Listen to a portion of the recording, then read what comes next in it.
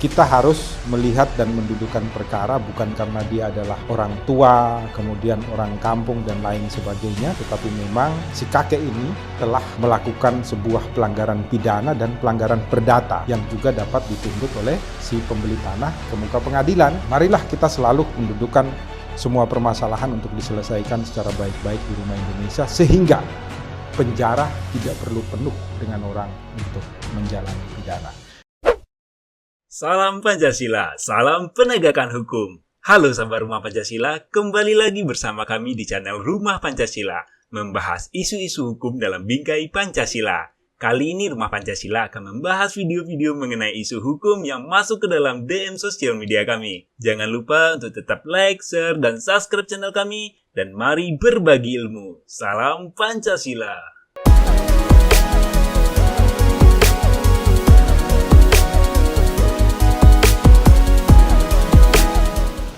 Salam Pancasila dan salam penegakan hukum, selalu jaga kesehatan di Rumah Indonesia.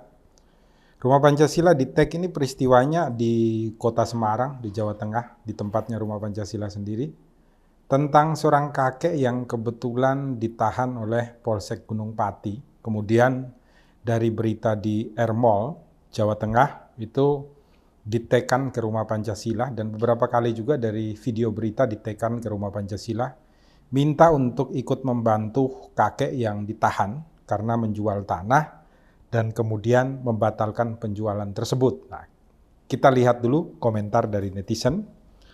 Yang pertama ada dari Rumah Murah Ungaran, nyimak dulu.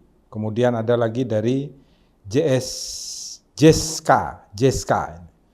Harusnya pembeli gitu kalau nggak ada notaris atau pihak ketiga, jangan di DP dulu, harusnya pembeli dan maklar bertemu dengan penjualnya dan membawa notaris dengan DP. Kalau sudah clear, baru dilunasin. Kalau ada apa-apa harus mengajak notaris supaya ada saksinya.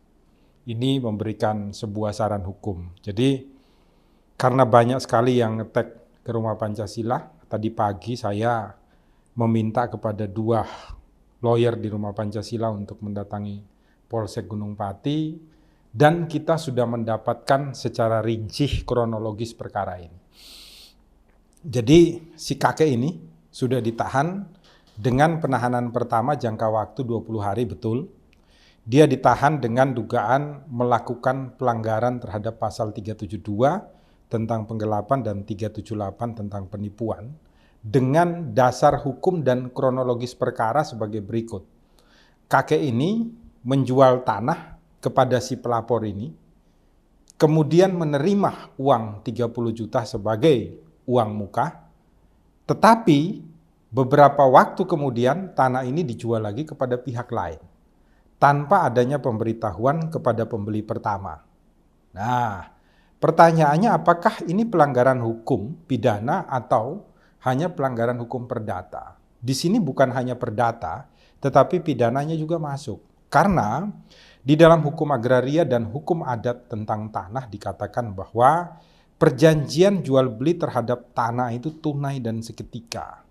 Maka ketika seseorang menyatakan tanah saya jual kepada Anda, saat itu terjadilah peralihan hak atas tanah kepada orang yang menyatakan sebagai pembelinya. Kemudian yang ditanyakan adalah apakah unsur penggelapan terpenuhi?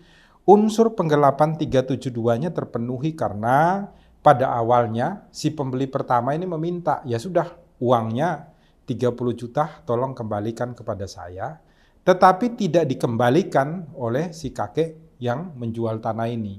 Sampai dengan si kakek ini ditahan baru dia mau mengembalikan, tetapi si pembeli tanah ini sudah menyatakan saya tidak mau untuk dikembalikan. Kalau memang Anda ingin mengembalikan, saya minta.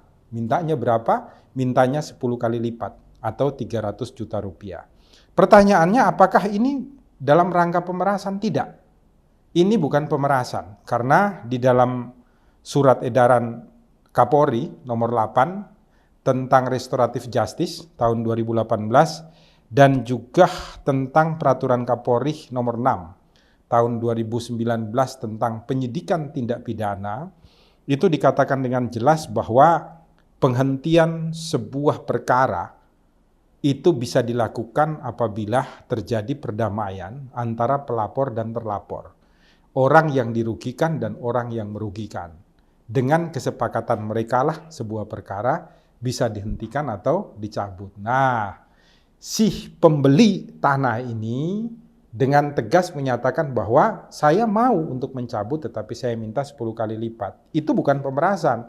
Karena di dalam surat edaran dan peraturan Kapolri itu juga disebutkan pengembalian kerugian berdasarkan kesepakatan mereka. Jadi sekarang itu tinggal bagaimana pengacara daripada si kakek ini, karena ternyata sudah punya pengacara, dan pengacara daripada si pelapor ini untuk duduk bersama kemudian mengadakan rembukan bagaimana caranya supaya ini bisa diselesaikan baik-baik dan si kakek ini tidak perlu untuk menjalani pidana di dalam penjara. Pertanyaan berikutnya, apakah 378 memenuhi juga unsur tentang sebuah penipuan? Di dalam 378 dijelaskan bagaimana seseorang dengan nama palsu, martabat palsu atau tipu muslihat menggerakkan orang lain untuk menyerahkan sesuatu, memberikan hutang atau menghapuskan piutang. Nah, memberikan sesuatu itu bisa barang, bisa uang. Dalam hal ini, si kakek ini telah menggerakkan si pembeli untuk menyerahkan uang 30 juta sebagai tanda jadi terhadap tanah yang ingin dia jual, tetapi kemudian tanah ini dijualkan kepada pihak lain. Maka actus reus daripada 378 tentang penipuan juga terpenuhi.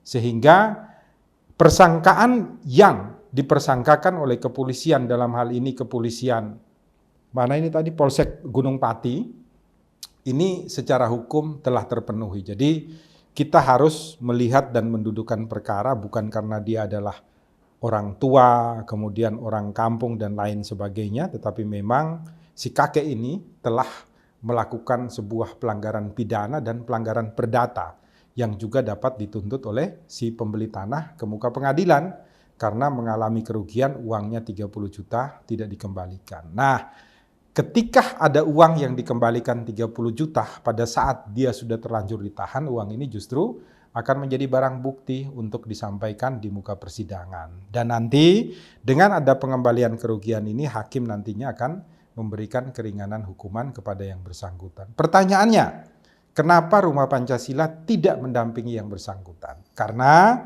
saat ini yang bersangkutan sudah didampingi oleh teman-teman advokat yang juga berasal dari Kota Semarang, yaitu Pak Yohanes dan teman-temannya. Sehingga kita harus percaya bahwa dengan didampingi oleh Pak Yohanes dan teman-temannya dapat memberikan jalan keluar terbaik di dalam perkara ini. Marilah kita selalu mendudukan semua permasalahan untuk diselesaikan secara baik-baik di Rumah Indonesia, sehingga penjara tidak perlu penuh dengan orang untuk menjalani pidana.